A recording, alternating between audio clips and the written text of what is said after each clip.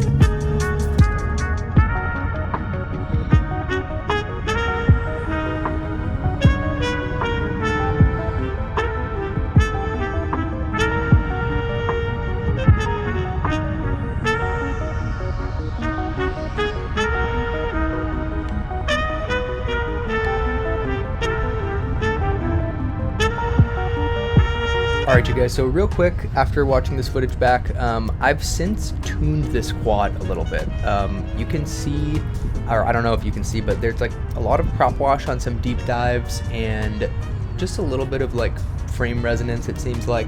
So I've tuned a lot of that out since then. You're not going to see it in this footage, but this is like stock tune and it pretty much flies perfectly except for like gnarlier dives.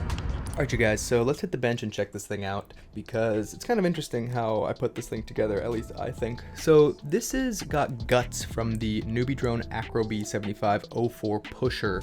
Super long name, but I felt like that thing just didn't fly very well. It was my first quad ever, and it had insane prop wash when you tried to do any amount of freestyle. Now, it made me tear the thing apart and want to build a toothpick because I felt like that would be better for freestyle. This is the board.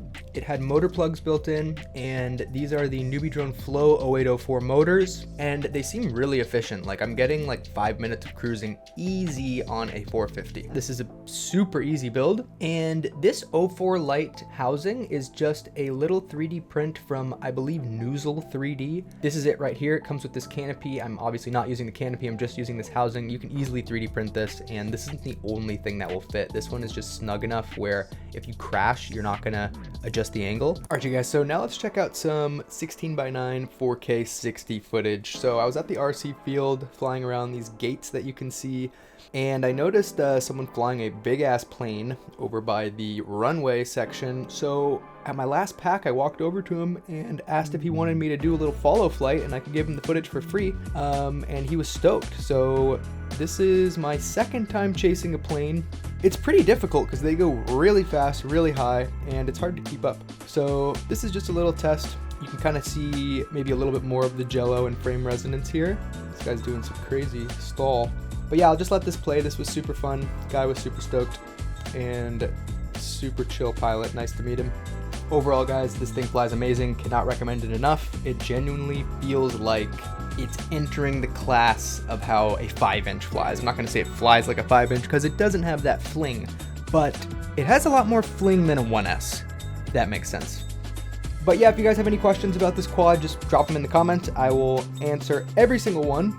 And give me a sub if you want to see more reviews. I'm going to do a 3S review on a similar toothpick. Maybe talk about the tune on this one.